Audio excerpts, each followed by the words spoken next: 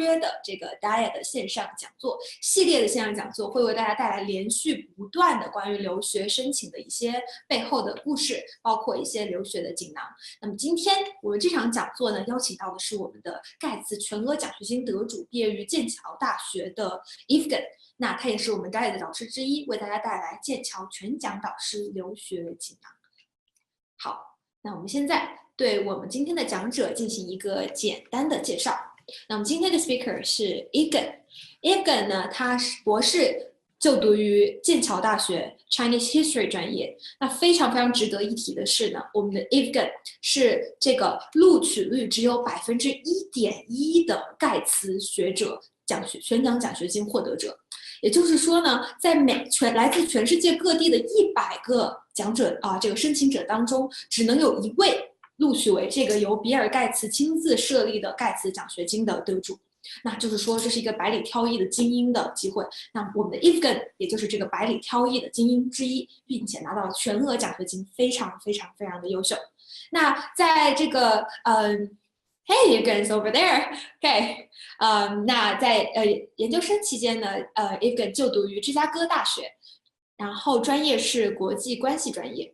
那另外，他在研究生期间同样也获得了一项由美国政府 U.S. Department of the State 颁发的 Critical Language Scholarship， 另外一项的奖学金，也是一个非常权威且竞争力大的奖学金。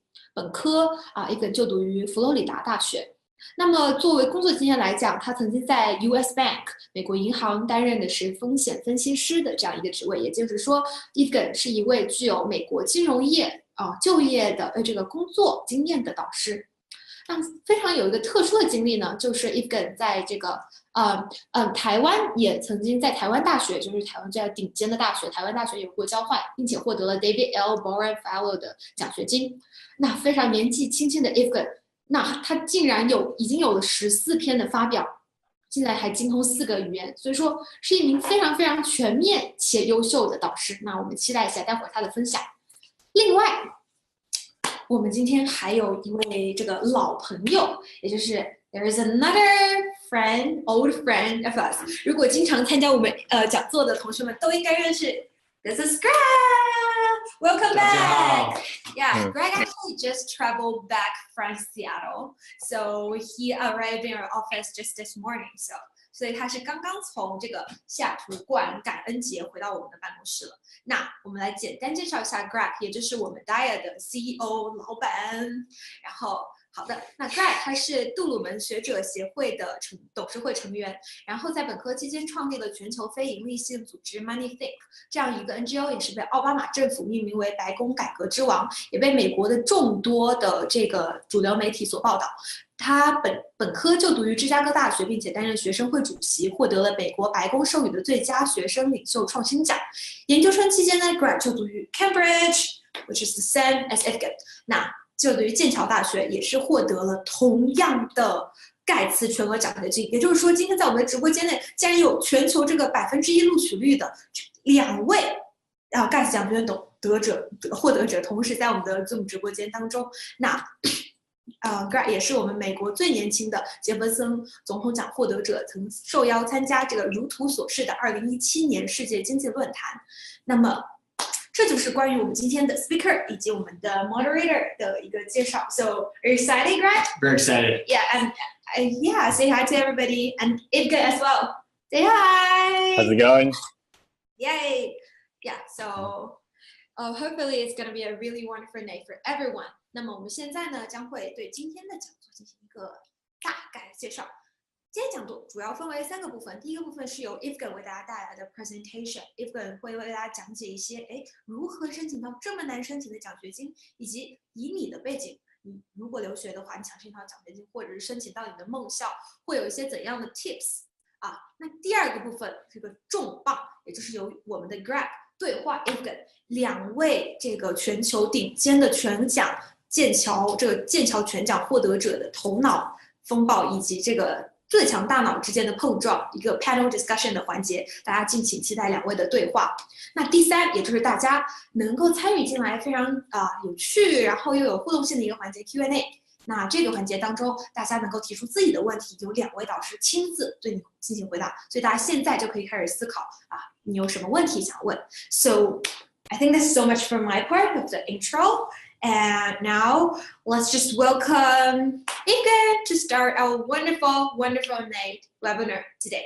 Okay, here we go. Yevgen, 加油！加油！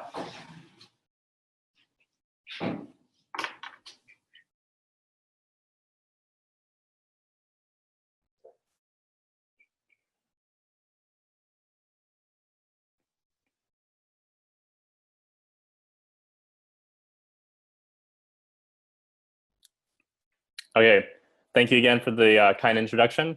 So I will briefly add a little bit to my background, and then I will jump immediately into what I'm sure you guys are really eager to hear, some tips on writing an excellent personal statement, and then also some specifics about writing a personal statement for a master's program, PhD application, and then finally to discuss a little bit the Gates Scholarship, and then how to apply to Cambridge and kind of maximize your scholarship opportunities. So briefly, to begin with, you know, as was mentioned earlier, I began my studies at the University of Florida. I majored in history, economics, and political science. And my thought process was that I wanted to study something that I really enjoyed, which was history. And then I wanted to pick something that I didn't know much about, and then I also thought it was practical. And so that's where economics came in.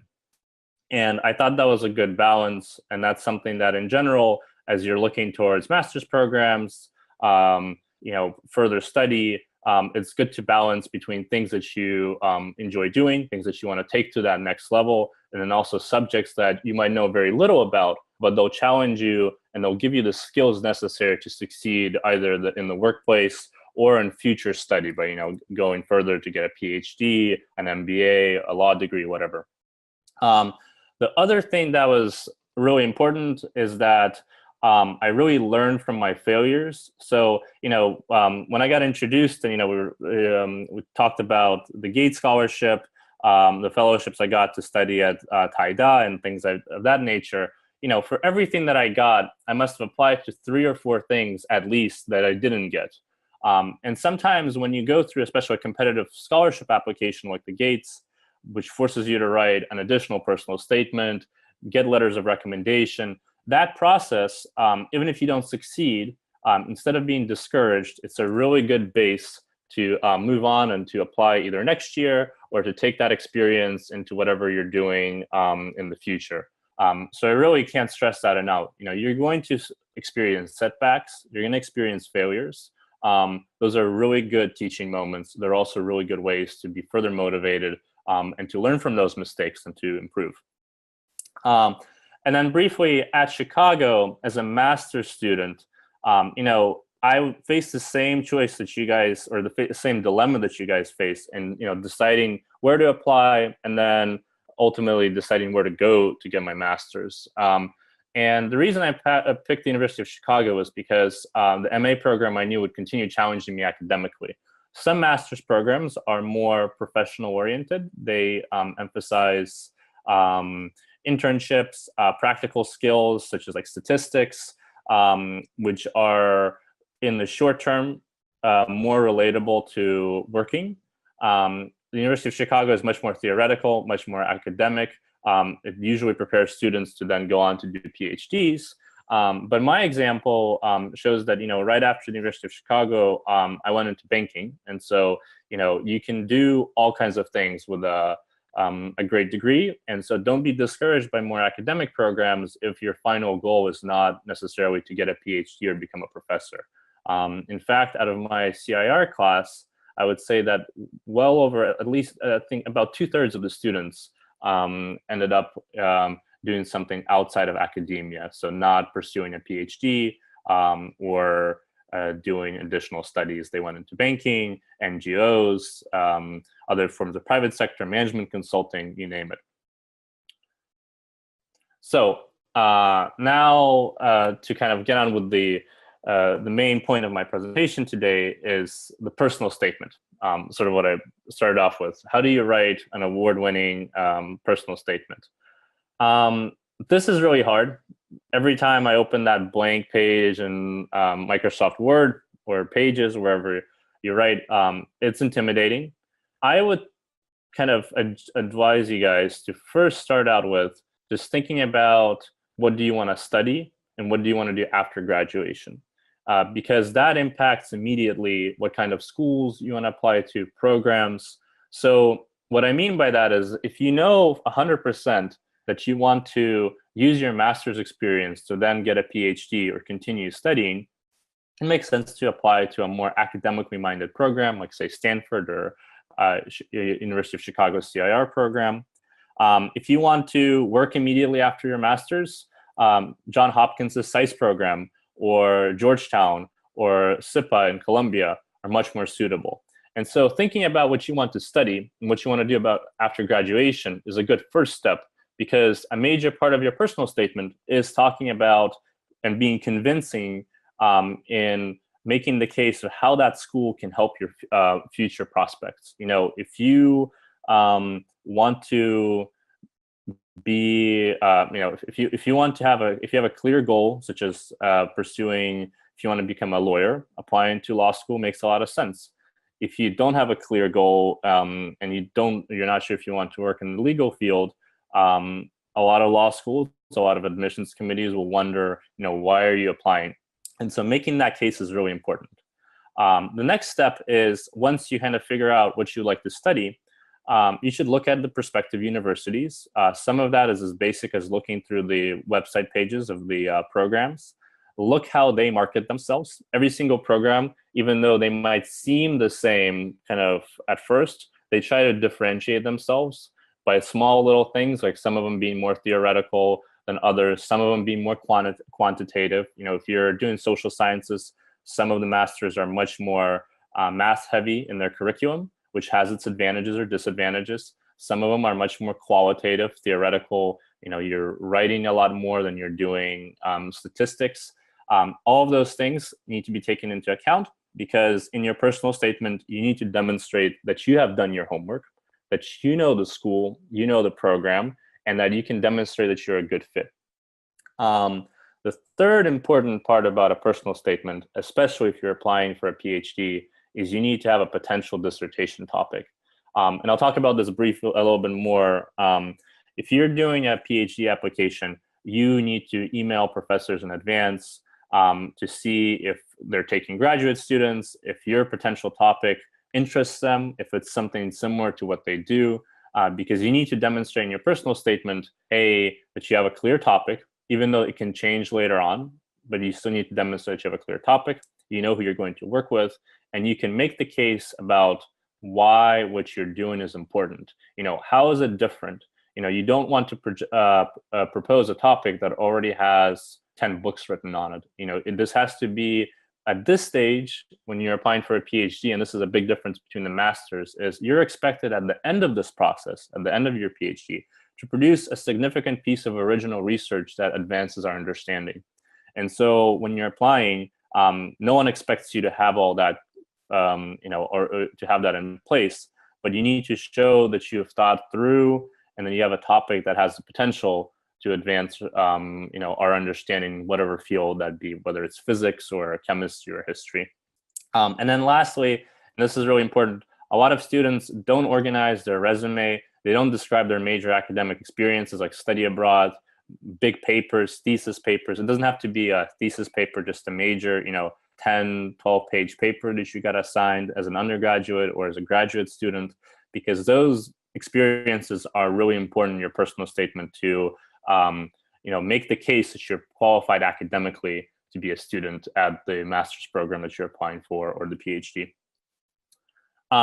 So really quickly, another thing I want to talk about is some of the common mistakes of the personal statements. And, I've had the privilege of working with Diet now for 3 years. And so every year, as I kind of look at the first drafts, I invariably see sort of the same mistakes over and over again.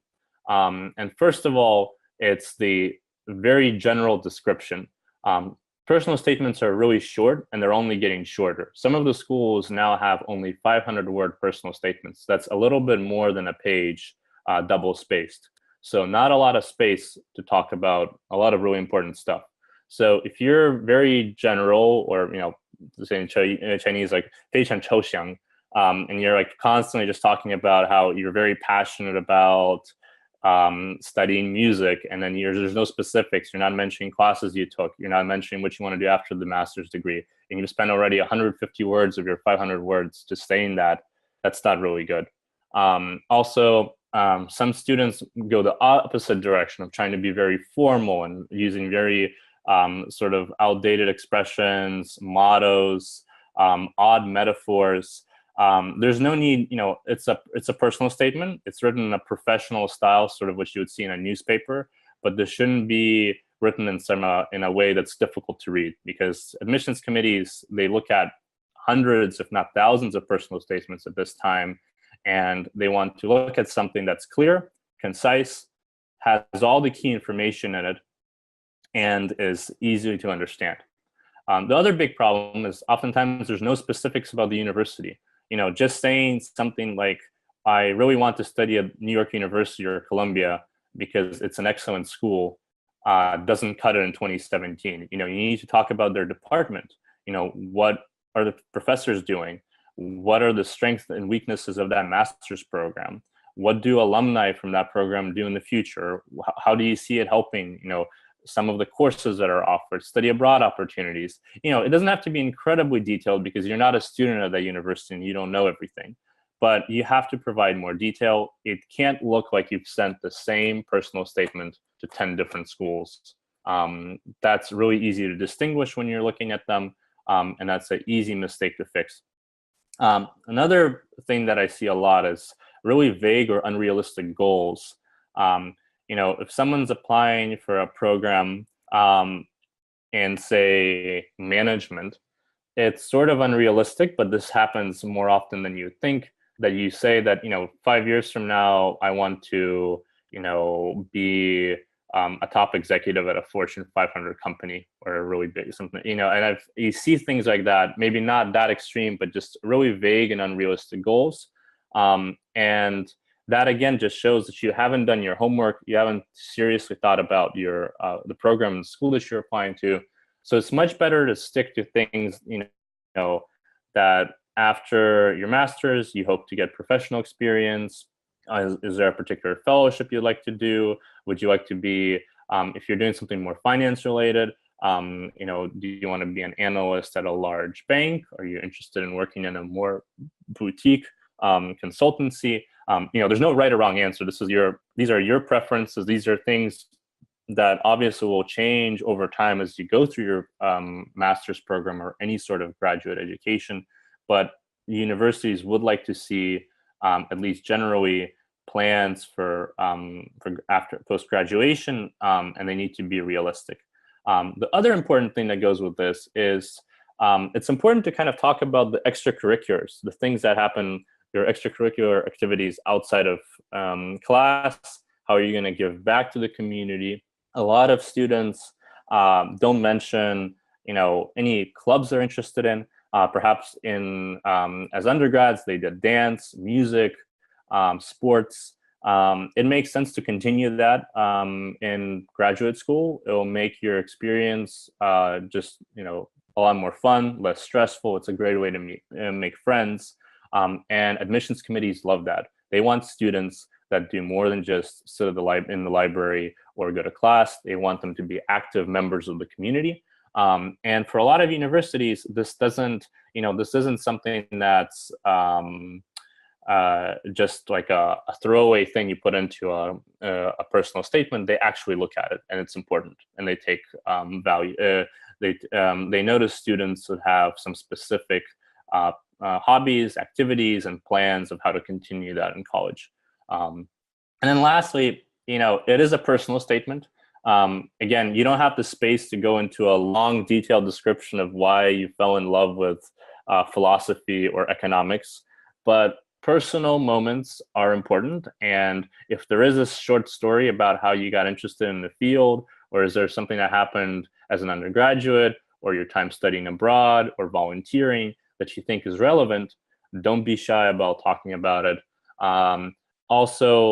This is even more personal. If you've overcome adversity, difficulty, if your background is different from, your kind of typical overseas international student who the perception has come from a very kind of privileged or fortunate background, those things are really relevant. And again, it's not the easiest thing to talk about sometimes, but some personal elements make a personal statement much stronger, and you can really connect with the audience, which is the admissions committee while making the decision to get in. So now, talking about the MA versus PhD, the personal statement.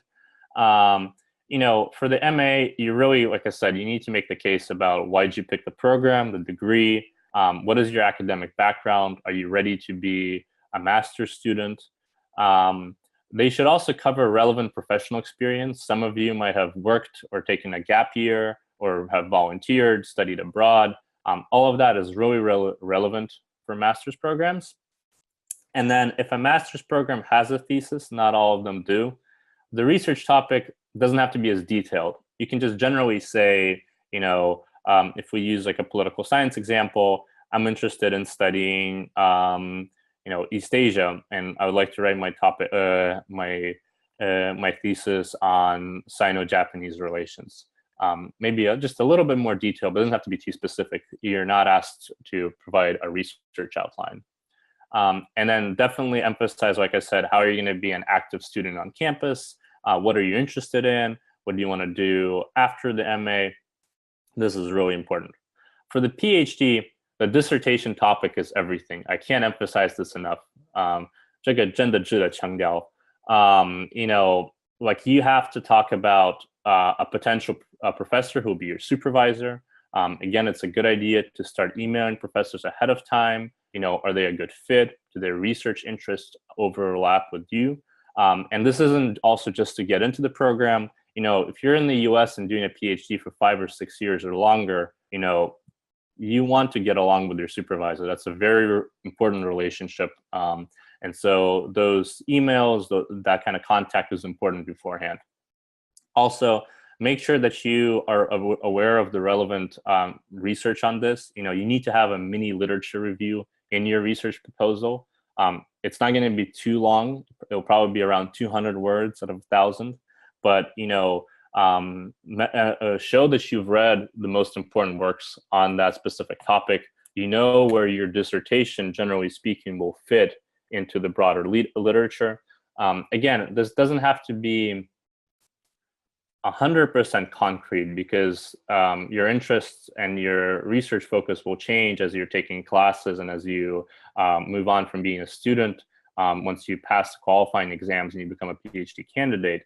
But the commission wants to see that you're capable of roughly outlining and planning a major research project, which a PhD is basically, you're sitting down to write a book. It's a big piece of work, at least 180 pages, 200 pages. And so they want to see that sort of thought process. And then what's really important is to demonstrate your readiness for this is they want to see your previous research experience. As an undergraduate, what kind of papers have you written? Have you worked in a lab if you're applying for a science-based PhD? Do you have any publications? Publications are not expected, but they certainly help. Do you have study abroad experience? What sort of classes you took? If it's more quantitative, what's your mathematical background? What are your research methods? If it's something like area studies, like what I'm doing, they wanted to know what are my Chinese language skills. All of those things are really important. And then professional experience actually is not as important. In fact, even though some of it might be relevant to your PhD, you can just mention it in passing that you've spent time working somewhere because most PhD departments are solely focused on your academic background, your academic history, and your promise as a scholar of what you're going to study and what you're going to research as a PhD student at that university. So that brings me now to the Gates Cambridge Scholarship. which is a scholarship to Cambridge. The Gates is great because it's actually available to anyone in the world. And so, anyone can apply. There's 2 application stages, one for North America and one for the global application. So, keep an eye out on the deadlines, and there's a separate Gates Cambridge website that has all of the details on the actual application process. I'm not going to go into that since we're a little pressed for time. Instead, what I really want to emphasize is that the Gates, they look at 3 things. They look at academic excellence, leadership experience / commitment, and then most importantly, a commitment to the improvement of the lives of others. And so I guess I shouldn't say most importantly, but I should say that all 3 are equally important and equally emphasized. And so you need to demonstrate not only that you're a very strong student, and that doesn't just mean GPA and grades, but you have you've done at least some sort of research. You're interested in researching. If you're applying for just an MPhil, which is the UK equivalent of a master's, you still need to do MPhil thesis. So you need to have a pretty clear idea of what you want to do at Cambridge. But then also you need to make the case that what you're doing makes a positive difference in the world. And so what I mean by that is that the sort of, say, traditional route of I go to a prestigious university, and then maybe, if I went to law school, it's really easy with a law example. After you get your law degree, do you want to become a corporate lawyer and make a lot of money, or do you want to become a public defender and defend people that are, underrepresented in the legal system due to the fact that they lack financial means, or maybe they're traditionally discriminated? The Gates Cambridge Trust strongly favors students that want to pursue that latter strategy of giving back to society. Now, at the same time, I don't want you to feel overwhelmed because, a lot of work has important applications outside of just the university. If you're a scientist, a lot of your research can have huge potential impacts in the future on human society.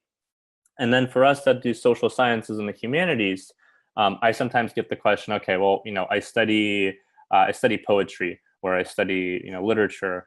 How does that improve the lives of others? In fact, I think it does a lot, because humanities, they improve our understanding of societies, humanity. We have a lot of problems and contradictions.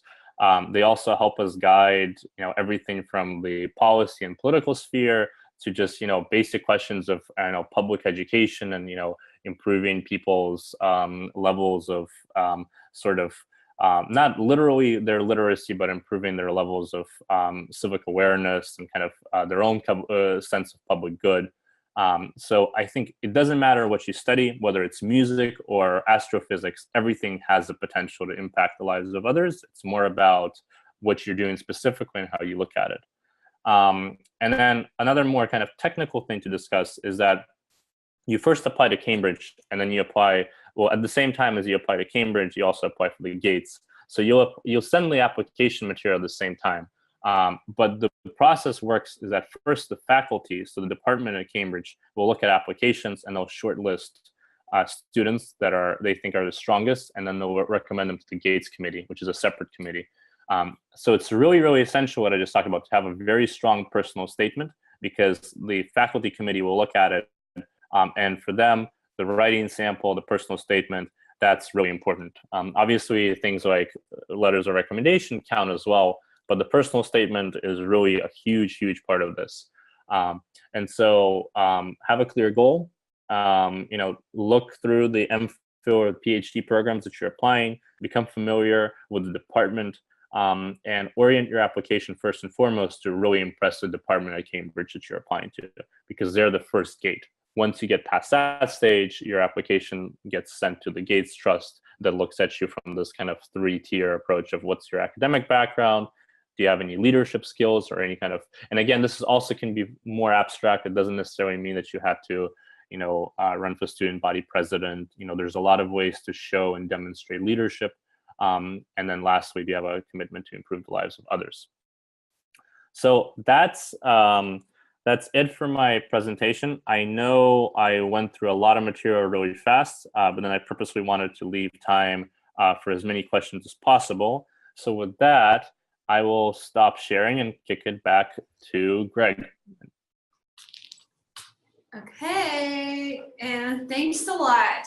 Thanks a lot again. And it's been a wonderful sharing. We've learned a lot about those common mistakes that students are making and other tips and behind the story and how you apply for the GATE Scholar. Yeah. So now I feel like Greg, you want to take over? No, not take over. I mean, like do some panel discussion with Yevgen, and let's just dive into this very special session between two GATE Scholar who were both graduates from the Cambridge University. And Greg, let's get started. Excellent. Well, hey, thank you for the insight there. It's always terrific hearing from your vantage point because you've done this so masterfully. And I loved how you started that. I want to reiterate that for everybody. You don't just apply to one program or one scholarship and it magically works out. Frequently, you got to apply to a few programs, few universities for the right opportunity to come. And so I love how you started with that. In that vein, we're going to dive into a few common queries here as part of our panel. And I'd love to hear your insight, and I'll chip in as appropriate. Mm-hmm. Fantastic. So one key question here, I'd love just your candid feedback from your experience and those of fellow PhDs. How can you make a compelling scholarship application without like a ton of like distinguishment as far as research and publications go? That's a really good question. First of all, publications are completely optional. I think at this stage, no one expects you to have publications in sort of like peer-reviewed journals. I myself, I publish in newspapers from time to time. I haven't published in academic journals. A lot of those things depends on what you're researching, who you're working with, who's your supervisor, et cetera. It's not up to you. What does matter is even the sort of research that you've done as an undergraduate, let's say an upper level seminar or class, did you make the most of that opportunity? Did you write a paper that really impressed your professor? Again, if you're doing something in the math and sciences, did you work in a lab? Did you do experiments that were really high level? Perhaps they didn't lead to any discoveries, but you were using really sophisticated methods. You were doing things on the same kind of level or close to how the professionals do it. So that's the sort of experience that's necessary, and that's what you kind of describe, because it's all about when you're applying for, especially when you're applying for a master's, but for a PhD as well, you're showing the potential. You're talking about what do you have the potential to do given the right tools, the right additional education, and the right setting. No one expects you to already be coming in. If you had this, you'd be applying for a position as a professor or something that, this is. Hey, very, very good point. So let's focus on how resourceful we can be and the potential that our idea and us as a scholar really has. And it's a great point. Rather than focusing on, oh, I don't have this, it's what do you have? What can you bring? An awesome point. Kind of related here, our second panel question, how can we stand out even if we're applying to a great school, maybe we're not from such a famous school, it's on 985 or a 211. I look to your background, coming from University of Florida, you completely excelled in your next steps, including some of the biggest and best scholarships in the world. Would love to hear how you did that and lessons for kind of an average Chinese student, how they can too. So I think the best answer I have for that is it really depends on your own performance. So if you went to, and assuming we're talking about undergraduate universities, if you went to an average university in China, so not say like Beida or Renda or Tsinghua, if you're a good student and you have excellent grades and you've maxed out your opportunity, you have a lot to talk about in your personal statement and your application, and that's going to be noticed. It's the same case in the US. Going to Harvard for undergrad is a tremendous advantage, but if you spend 4 years doing absolutely nothing, someone who went to the University of Iowa and has really good grades and a ton of experience will be noticed when they're applying for scholarships and programs. It's really just about what you did as a student. Obviously school recognition matters, but it's really at the end of the day, what did you do when you were a student? Awesome. So for those of us currently studying at a non-985 or 2-1, follow this great advice. Keep making the most of every opportunity. Keep working hard in the classroom and on your extracurriculars. You can certainly stand out, but it takes a little bit extra. Keep fighting. Yeah, absolutely. Keep fighting. That's inspiring. For those listening, I went to a very kind of average public high school. And so I know what this is like from high school on to bachelor's. And so I love this advice. That's advice I wish I had when I was going through that application. So you can do it. Now, how about for those of us that didn't have particularly strong GPA? How can we kind of overcome the GPA question? How would you approach that in your application? Two thoughts. First of all, if I would be a little bit blunt, GPA is important. Like, you need to get good grades. Being a student, that's part of your responsibilities to be a good student, to work hard. That said, the GPA isn't everything. First of all, some students think they have a low GPA, but in fact, they have a perfectly fine GPA. If you're at something like 3.6, 3.7, what matters more is not necessarily how many A's you've gotten or top marks. It's about, again, your involvement, the kind of classes you've taken. Do you have a clear story and you're applying to a program that matters? Do you have a clear case why you want to pursue that?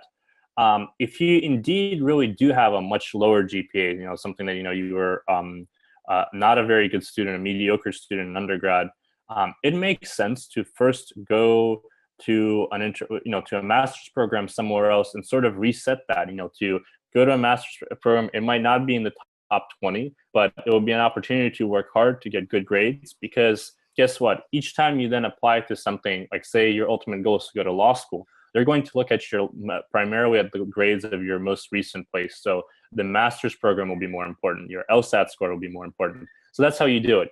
Just be strategic about it if that really is the case. But most of you have perfectly fine GPA for applicative process. You don't have to worry about it. If you don't have to have always. I've never had always, neither in high school nor as an undergrad. Hey, very, very good advice. So to recap this, when I applied to Cambridge, nobody cared at all about my high school GPA. Never asked. No.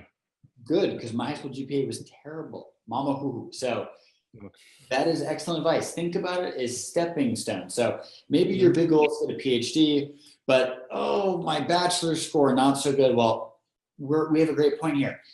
Let's target a master's program, even if it's not top 10, top 20. That's a chance to reestablish ourselves as a good student, because those grades are now way more important than those bachelor's grades. And likewise with our standardized exams. So even if you have a low GPA, let's take a little bit longer viewpoint here. Yes, keep working hard, get the best GPA we can, but you'll have a chance to reset that in time. That's excellent. Now, how about in the case of recommendation letters? So there's always this debate of, hey, there's this one, low-level professor that knows me pretty well. They could write a good letter. But then there's this really top professor, this dean, this vice president. Wow. But they don't really know me so well. Who should I ask for the rec letter? I get this question asked a lot. This probably might be the most commonly asked question. And always, 100 times, select the person that's a low-level professor who knows you well. At this point, because letters of recommendation have long ceased to become, they're not, very rarely does someone write something bad in them. Most students have good letters of rec. What looks really bad is if someone opens a letter of rec and it's, just literally a short paragraph. It says, so-and-so has been a real pleasure. I taught them, or maybe it doesn't even say a class, just says, they're a student of this university. And then further down, it says, dean of the department and a signature. It clearly just shows that this person has no idea who the student is. They're just, signing a template where they, plug in the name. That looks really bad. Go with someone who knows you. Detail is always preferred. Get someone to write you a longer, lengthier letter that has specifics in it. Great. And to clarify for everyone listening here, none of this is magic. It doesn't just happen. It's a step-by-step progression. Here's how I did it. When I was a sophomore, I realized I love international relations. This is the subject I want to study. And I had a teaching assistant. This gentleman was a PhD candidate. He was not actually a full professor, but he taught one of my seminars. And I spent a lot of time with him sharing my ideas. He reviewed a lot of my essays and helped give me feedback, give me suggestions. We talked about my goals, what I wanted to do. The result of that, after 1 year, he knew me extremely well. And so when I applied for the Truman Scholarship, it's a scholarship program, he was the natural go-to because I was following this very, very good advice here. And the letter was good enough that I ended up getting an interview and I'm earning the scholarship. So here's the thing. Don't get tricked by the big title. This is really, really good advice that we're getting here today. Don't get tricked by the big title. Build a great relationship. And oftentimes it's easier to build a stronger relationship with someone of a little bit lower ranking, whether it's a new professor or even a PhD candidate. In either case, if they know you really, really well, and you get to know someone well by multiple interactions and then getting to know your work, your goals, your characteristics, your personality, they can write you a really good letter. And of course, you can use the same formula even for a big name professor. Maybe that's the best of all, but that takes a little bit of time. So get started tomorrow. It's late at night tonight. When you go to class tomorrow, go say hi, introduce yourself, and start building that relationship. It'll take time, but it's worth it.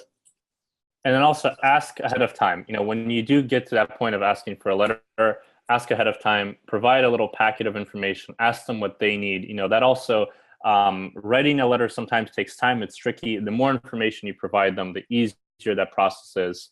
Be proactive. Love that. Tremendous advice. Now, the fifth and final question for our panel here. Can a mentor help me with my application? What do you think? Absolutely. And the help comes in two parts. First of all, it's the sort of the little things in terms of, the edits to personal statements, polishing, discussing ideas, making sure what we talked about, your personal statement is focused. There's only so much that you can fit into 500 or 700 words, avoiding those common mistakes. But also these mentors, because everyone at Diet has graduated from the very programs that you're applying for. They know these programs firsthand. They can offer you a lot of insight and material that's not on the website, that's not in the process. And what I mean by that is, specifics of, what are these programs like? What are their pros and cons? Because it's just as important, as I said, the first step in this journey is to figure out what you want to study and where.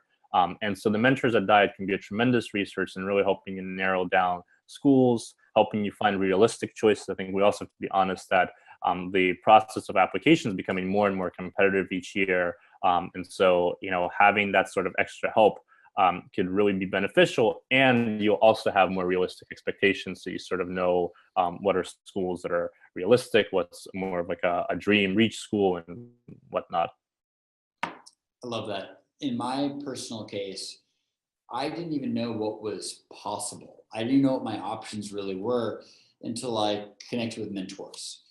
Mentors at the University of Chicago and at Cambridge really showed me what was possible, then showed me the path for how I too could reach this really, really big goal that I had now developed. So this is really, really great advice. And yeah, a mentor can save you from really dangerous mistakes and can also help you become a stronger version of yourself. And day by day by day, that's exactly what happens. So yes, a mentor can help, and especially a Diet mentor, someone that's passionate, that's talented, and that's excited about your future as much as you are. And someone that's really willing to invest, that's so critical. Yeah, sure. So of course, a mentor can help. A mentor like Yevgen, another mentor like Greg, and all the other excellent Diet mentor can definitely help you with your application. So yeah, thanks a lot for Greg. And of course, thank you, Yevgen, for this wonderful panel discussion. We've learned a lot through all this discussion. And apart from those questions, we also got a lot of questions for this webinar from our students. So let's now just start our Q&A session. Awesome. 那么现在呢，我们就会开始这个 Q&A 的过程，然后大家我们会提前回答我们提前收集到的一些问题，但是大家在这个过程当中也可以在我们这个直播间的这个 chat box 当中留下你们的问题，那我们也会用选择择优问题来进行回答。那希望大家用英文来进行提问。Okay, so now Greg, you want to go through all this question and discuss them with Yevgen? Yeah, let's do it. Yeah. So our first question here is from Yang. And Yang is saying that, look, I've never attended an international conference or worked as an international volunteer before. I still have some experiences which are not good enough. Will these factors limit my chances when I apply for top 30 schools? I'd love to hear your vantage on this. Did you have international experience? How important do you think that is for students applying? I didn't have international conference experience or international volunteer experience. I think study abroad, especially for international students, is helpful. Study abroad is helpful for any applicant, but it's not mandatory because not everyone has that opportunity.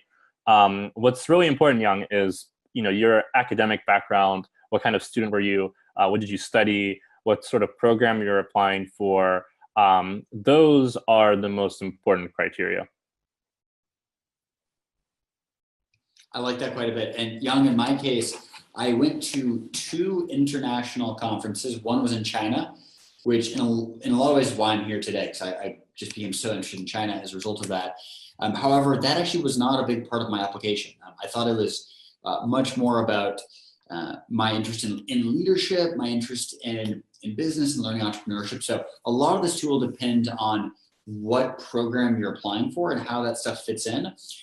As we heard earlier in those awesome keynote remarks, don't think about what you don't have. Instead, think about what you do have and show how you can be resourceful and how you've made the most of the opportunities that you have had. So that's how I would reframe this so that you're really making the most of the great experience you do have, which, hey, don't worry, you don't have so much international experience. That's okay. You're going to get some through study abroad. Awesome. So there's a question from Yen here that was just asked over Zoom. What is the difference between the personal statement for British graduate school and American graduate school? You've applied to graduate programs in both countries. What are some of those key differences that you've seen? Excellent question. In the UK, for most graduate programs, because they have a research component, either an MPhil or the DPhil PhD dissertation, they are really detailed because the programs are much shorter, there's less coursework, it's just you're jumping in immediately into that. In the US, for a master's, it's much more holistic. What's your professional experience? Again, optional, but good if you have it. What kind of student were you? What do you want at? The PhD, being a really good fit partner is important because you're going to be there for 5 or 6 years.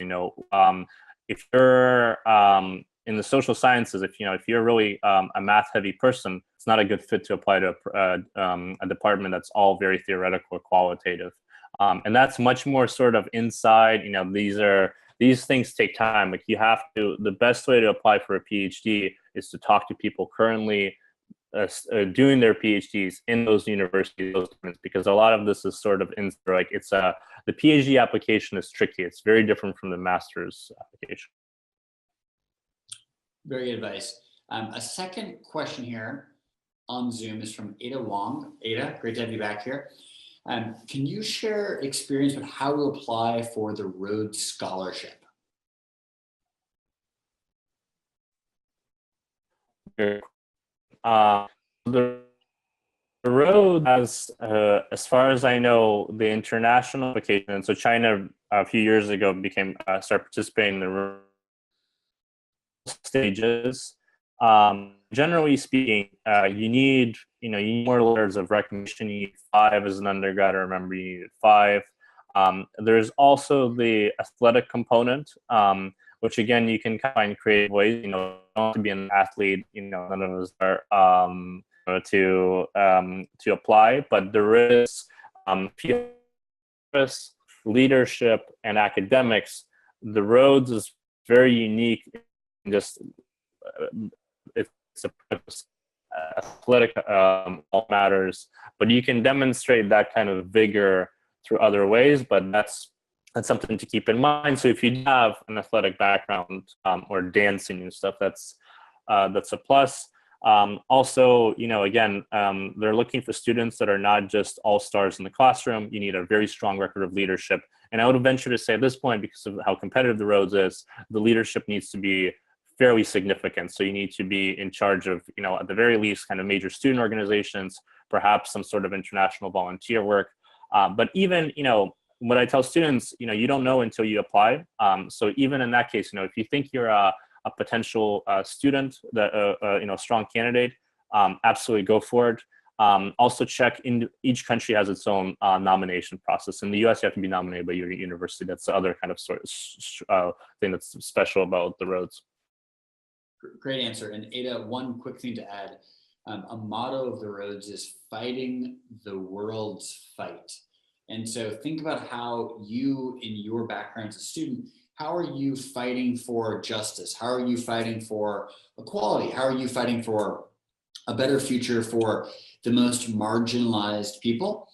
That's a really big kind of ethic and value of the Rhodes Scholarship. And from my work as a pre-selector for the Rhodes Scholarship in 2015 and 2016, that was a really key value that selectors would look for. And so, Ada, if you have more questions on that, would be delighted to help answer those. I'm glad to hear that you're curious with the Rhodes Scholarship. It's a really terrific opportunity, and one that I applied for 7 years ago and was rejected by. And so it is a terrific program. Awesome. I think we're almost running out of time, but I want to jump to another couple questions because these are some really, really good ones. How can we make our personal statements stand out if we're transferring our subject onto masters? What would be your advice? We're transferring our major. How do we do it? So, so if I get this correctly, if you're if you're continuing your major into the master, then I think it's all about you're emphasizing that you've already done this as an undergrad, you have that background, and you're ready to hit the ground running. If you're saying that you're doing something else for the master's, then it's all about just demonstrate how what you did as an undergrad is relevant. So you might have studied something else, but if you did one type of science and you're now going to do a different type of science, you have the research skills, the critical thinking skills, maybe math background. Basically, again, it's all about the theme is focus on what you have and make the case how that's relevant to a different field. And in fact, for the master's programs, it's actually an opportunity to do something that you could not do in as an undergrad. You can absolutely go for a master's in a field that you did not study as an undergrad. Great answer. And Zhang, one way that I did this, I went from international relations to management, from bachelor to master. I talked about, hey, because of this international experience, here's how I'm going to add fresh perspective during our discussions, during our seminars in management, because our globe is more interconnected today than ever before. So think about how your bachelor's is actually a big advantage. And if you treat it as an advantage, you'll actually be more creative in your PS outline and in your work with your mentor. So keep fighting there. Excellent. Both Jin and Shu both had a very similar questions. So we put them together here. I want to apply for top schools, but my experience is only kind of mama hoo-hoo. Should I take a gap year? What are the pros and cons of a gap year? This is kind of hard to say without looking at the specifics of the cases, but generally, if you have the opportunity to take a gap year, when you're in your 20s, you can take a year to do something. Like in hindsight, that extra year will only benefit you. It's not a big amount of time. So if you can find something that's relevant, so being a volunteer somewhere, working at an NGO, studying a study abroad program, I actually say taking a gap year is a good idea, or working. But I also realize it's not for everyone. There might be pressure to finish school as quickly as possible, start working. It really depends. There are pros and cons, and it depends on any given case and in specifics. Hey, very good point. One person that took a gap year that has looked back on it and said, this was a great experience for me. He's a guy, he's not so famous. You may never have heard of him, Barack Obama. So if President Obama can get a ton out of a gap year, then I think all of us can too. The key is to be intentional, not just to drift during a gap year, but actually, hey, what are things I really want to learn? What are skills I want to build? Is there a place I want to go? Is there a volunteer experience or internship I'd like to have?